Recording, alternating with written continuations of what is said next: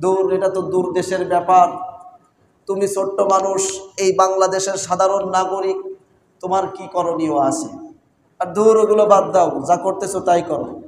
শয়তান বারবার আপনার কাছে আসতেছে আর এটা বুঝাচ্ছে, দূর, তোমার তো কিচ্ছু হয় নাই।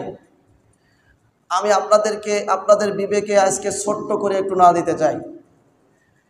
চেচনিয়া, বসনিয়া, সিরিয়া, মায়ানমার, আমাদের এই আরাকান, তারপরে কাশ্মীর, এ সব আমাদের সামনে এক সুতোই গাথা।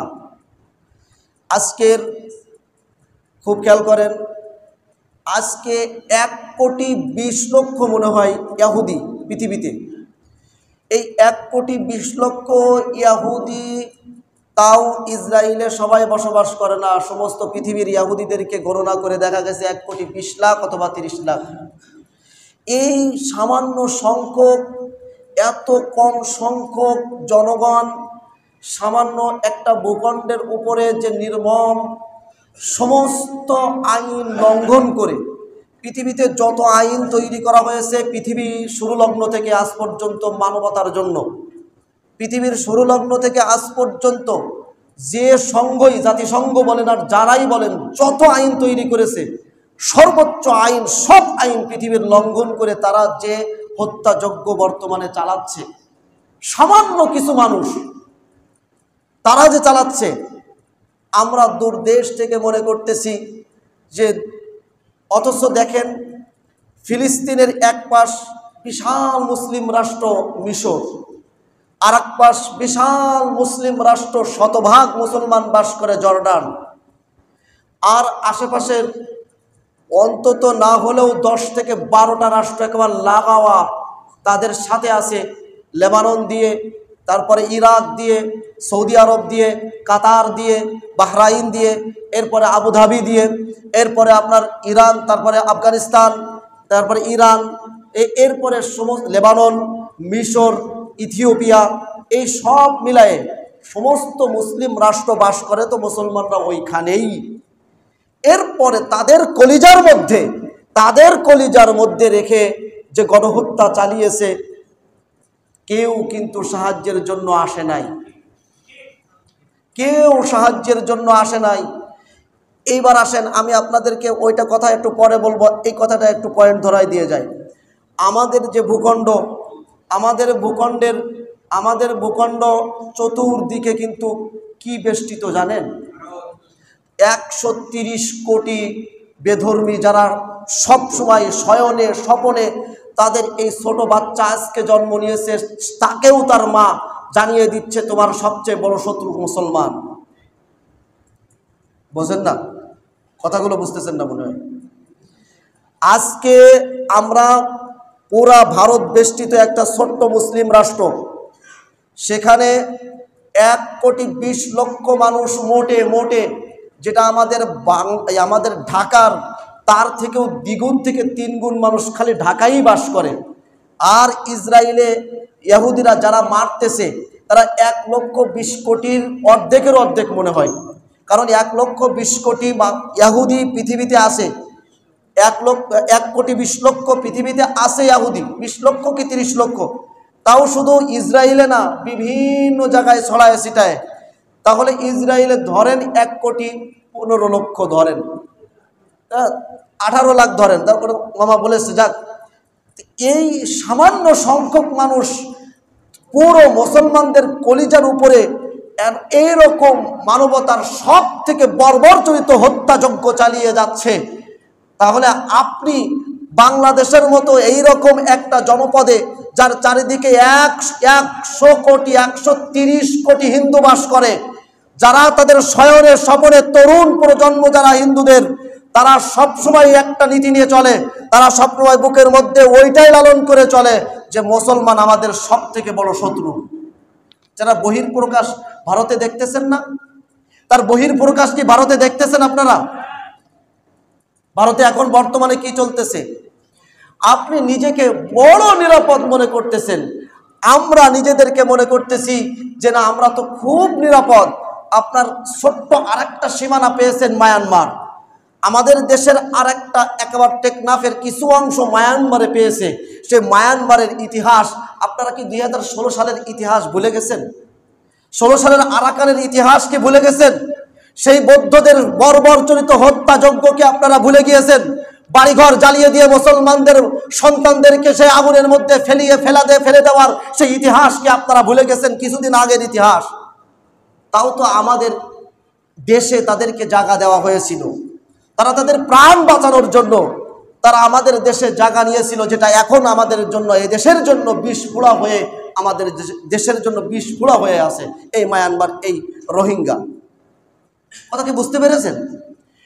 কিন্তু পাশের সব রাষ্ট্র, মিশর, জর্ডান, তারা যেমন তাদের, ভাই কথা বলেন না, তাদের যেমন বর্ডার ছিল তার থেকে সুদৃঢ় বর্ডার আরো বেশি উঁচু করে দিয়েছে, যাতে গাজার কোনো একটা লোক যাতে ওই মুসলমান দেশে না যেতে পারে। এবং তাদের যে বর্ডার কর্মীরা আছে তাদেরকে এই অর্ডার দেওয়া হয়েছে, কোন লোক যদি এটা ক্রস করে সাথে সাথে গুলি করা হবে। আপনি কি নিরাপদ আপনার এই বাংলাদেশ নামক ভূখণ্ডে? কতদিন লাগবে? আপনার এই বাংলাদেশ আমাদেরকে মারতে কতদিন লাগবে? কতদিন লাগবে? আজকের ফিলিস্তিন যেভাবে, যে ঈদের দিন যে বোমার আঘাতে আমরা দেখেছি ঝড় বাতাসে পাতা উপরে ওড়ে, কিন্তু বোমার আঘাতে পৃথিবীর ইতিহাসে কোনো মানুষ আকাশে উড়ে গেছে এইরকম ইতিহাসকে আপনারা কোনোদিন শুনেছেন? ঈদের দিন সেটা দেখা গেছে। আর ওই দিনেই কাতার 80 কোটি টাকা খরচ করে, কাতার ওই দিন ঈদের দিন, যেদিন তার পাশের রাষ্ট্র মুসলিম রাষ্ট্র মুসলমানদের সন্তানরা বোমের আঘাতে আকাশে উড়ে যাচ্ছে, আর যেদিন মুসলমানদের সন্তানরা মা বাপের সামনে, একেবারে একটা মা দেখলাম তার সন্তানকে কবরের মধ্যে রেখে দিচ্ছে। একটা বাচ্চা, তার কেউ নেই পৃথিবীতে, একটা বাচ্চার মাথার খুলি এখান থেকে অর্ধেক হারায় গেছে।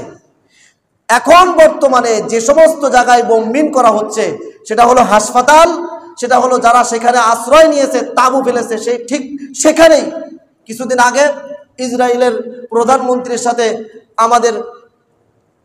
আমরা যাদেরকে দাদা বলে, আমরা যাদেরকে মানে মোড়ল বলে ডাকি, আমরা যাদের থেকে সবক নিয়ে চলি, যাদের শিক্ষায় শিক্ষিত করার জন্য আমাদের সন্তানগুলো যে যুক্তরাষ্ট্রে পাড়ি দেয়, সেই যুক্তরাষ্ট্রের প্রধানমন্ত্রী আবার বলেছে যে এই গাজাকে খালি করে দাও। ইসরায়েলের প্রধানমন্ত্রী কিছুদিন আগের খবর, এই কয়েকদিন আগের খবর, গাজাকে খালি করে দাও। একটা বাড়ির চিহ্ন নাই গাজার ভিতরে, একটা বাড়ির চিহ্ন নাই। তারাই কিন্তু আমাদেরকে স্বাধীনতার সবক শেখাচ্ছে, তারাই আমাদেরকে স্বাধীনভাবে চলতে, স্বাধীনভাবে বলতে, স্বাধীনভাবে করতে শেখাচ্ছে। কথা কি বুঝতে পেরেছেন? এই জন্য আমার সব থেকে বড় আফসোসের বিষয় যে আসলে আমরা মার খাচ্ছি কেন? বলেন তো, মার খাচ্ছি কেন? আল্লাহ রাব্বুল আলামিন বলেন, ইন্নামাল মুমিনুনা ইখওয়া, মুমিনরা হলো পরস্পর ভাই ভাই। আমি যেটা বলতে চাচ্ছি, এই ফিলিস্তিন, এই গাজা যুদ্ধের কারণে আমরা প্রত্যেকের রূপকে চিনতে পেরেছি। আল্লাহ রাব্বুল আলামিন প্রত্যেকটা বিষয়কে সামনে আনেন কেন জানেন? যারা মুসলমান নামধারী, এই মুসলমান নামধারী থেকে মুনাফিকগুলোকে আলাদা করার জন্য। বুঝলেন না? আমি আরেকটা ঘটনা আপনাদেরকে শোনালে বুঝতে পারবেন আপনারা। এই যে আল আকসা জামে মসজিদ, এটাকে কেন্দ্র করে বিশ্বের বড় যুদ্ধ হতে যাচ্ছে সামনে। যারা গবেষক আছে তারাই বলে। কেন? বিশ্বে যতগুলো মানুষ আছে, বেশি কারা? খ্রিস্টান, মুসলমান, ইহুদি, এরাই তো মোড়ল, এরাই তো সবকিছু করে বিশ্বের। এই তিন জাতির জন্য আল আকসা হলো সব থেকে পবিত্রতম জায়গা। এই ইহুদি জাতির উত্থান পতন এই আল আকসা জেরুজালেমকে কেন্দ্র করে, খ্রিস্টানের উত্থান পতন আল আকসা জেরুজালেমকে কেন্দ্র করে। এর ইতিহাস, পিছনের ইতিহাস।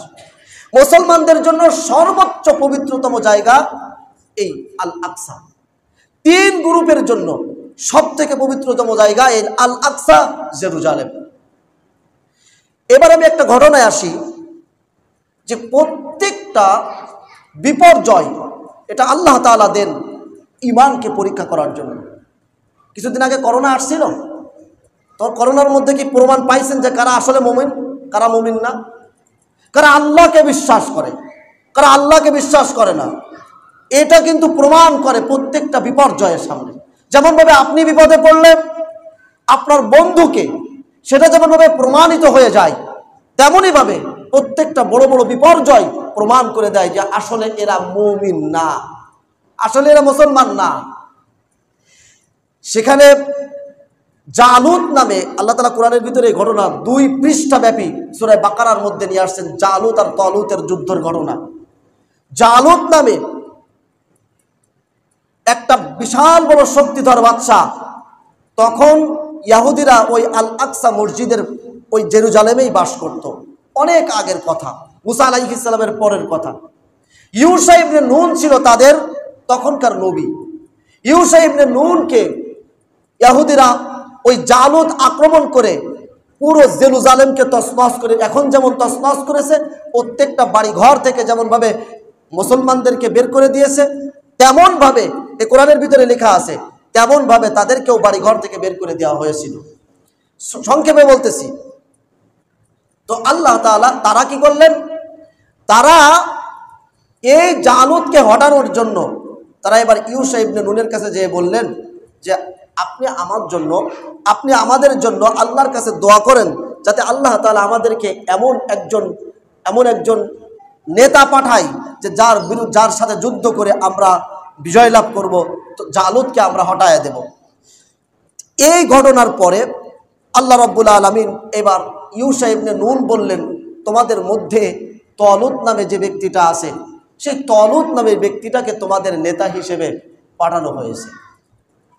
এবার তারা বলল, না, তালুতরে আমরা মানবো না, তালুতের টাকা পয়সা নাই, আমরা কি সমস্যা আছে, আমাদের টাকা পয়সা আছে, আমাদের সব কিছু আছে, কিন্তু আল্লাহ নির্বাচন করেছে তাদের সাথে। তাদের কি কিছু লোক এখানে এই তালুতকে নেতা গ্রহণ করা না করা নিয়ে কিছু লোক এখানে পৃথক হয়ে গেছে। বুঝতে পেরেছেন যে ঈমান কিভাবে পরীক্ষা হয়ে যায়? তালুতকে মানা না মানা নিয়ে কিছু লোক বাদ হয়ে গেছে। যারা ছিল তারা সবাই যুদ্ধে রওনা হয়েছে। যুদ্ধে রওনা হওয়ার পর সামনে একটা নদী, সেই নদী পার হবে, প্রচন্ড তৃষ্ণার্ত। এর আগে আল্লাহ রাব্বুল আলামিন বলেছেন, এই নদী পার হওয়ার সময় কোনো ব্যক্তি যদি পানি পান করে তাহলে এই তালুতের দলে আর থাকতে পারবে না। এই দলে হযরত দাউদ আলাইহিস সালামও ছিলেন, তখন তার বয়স 20 অথবা 17 ছিল। মাত্র 313 জন, হাজার হাজার সেনাবাহিনী নিয়ে তালুত যুদ্ধ করতেছে। তাদের পরাশক্তি তখনকার জালুতের সাথে এই তালুতের হাজার হাজার সেনাবাহিনীর মধ্যে মাত্র 313 জন ছাড়া কেউ আল্লাহর ওই আইন মানতে পারে না, সবাই পানি খেয়েছে। শুধুমাত্র 313 জন তারা পানি খায় নাই। তারা ওই পাশে যে জালুতের সাথে হাজার লক্ষ লক্ষ সেনাবাহিনীর সাথে যখন তারা সামনে দাঁড়িয়েছে, তখন তারা দেখার পরেই তারা বলল, না, এটা তো সম্ভব না, এত লক্ষ লক্ষ সেনাবাহিনীর সামনে আমরা মাত্র 313 জন কিভাবে যুদ্ধ করি? এইবার যাদের ভিতরে ঈমান ছিল তারা কি বলে দেখেন, যাদের ভিতরে ঈমান ছিল,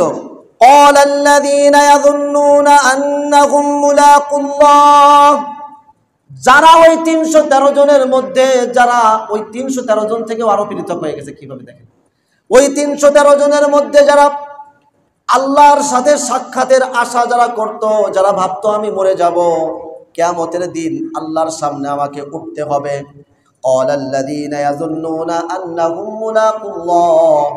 যারা ভাবতো আমরা আল্লাহর সাথে একদিন সাক্ষাৎ করব, তারা বলল কাম মিন ফিয়াতিন কলিলাতিন গলাবাত ফিয়াতান কাসীরাতাম বিইذনিল্লাহ। আল্লাহ রাব্বুল আলামিন পৃথিবীর ইতিহাসে কত ছোট সংখ্যক অনেক অনেক ছোট সংখ্যক দলকে বড় সংখ্যক দলের বিরুদ্ধে বিজয় দিয়েছেন। সুতরাং আমাদের কোনো চিন্তা নাই। আল্লাহ রাব্বুল আলামিনের কাছে একটা দোয়া করে তারা যুদ্ধে ঝাঁপিয়ে পড়ল। ক্বালু রব্বানা আফরিগ আলাইনা সাবরান ওয়া সাব্বিত আকদামানা ওয়ানসুরনা আলাল কওমিল কাফিরিন।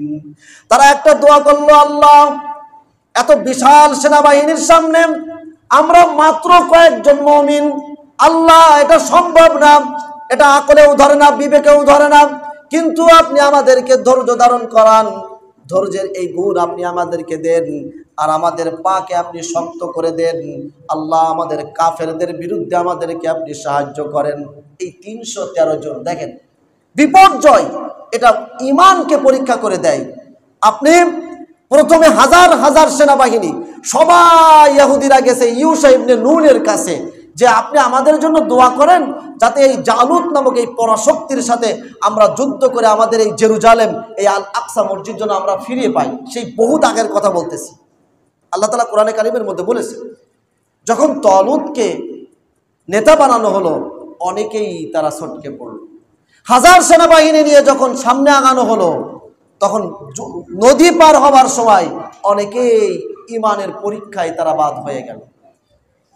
এরপরে যারাই টিকে ছিল তারা যখন সেনাবাহিনী সামনে দেখলো, হাজার লক্ষ লক্ষ সেনাবাহিনী, অনেকেই তাদের থেকেও বাদ হয়ে গেল।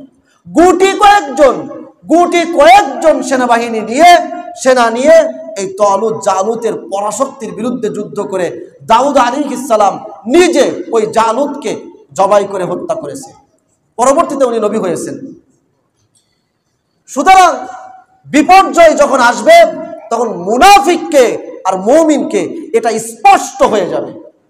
আজকের ফিলিস্তিন গাজাবাসী যেখানে প্রতিনিয়ত হাজার হাজার মানুষের হত্যা করা হচ্ছে প্রতিনিয়ত, আরে ভাই দেখা যায়, আপনি আপনার সন্তানটাকে একটু ভাবেন তো, আপনার সন্তানকে নিয়ে ভাবেন যে আপনার সন্তান সামনে ছটফট করতে করতে মারা যাচ্ছে, ডাক্তার দেখাবেন সেরকম সুযোগ নাই।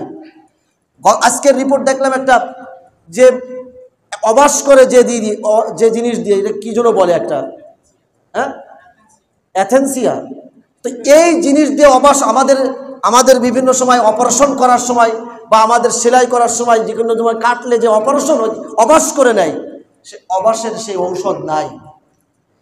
এবার ছোট বাচ্চা, 1 বছর 2 বছরের বাচ্চা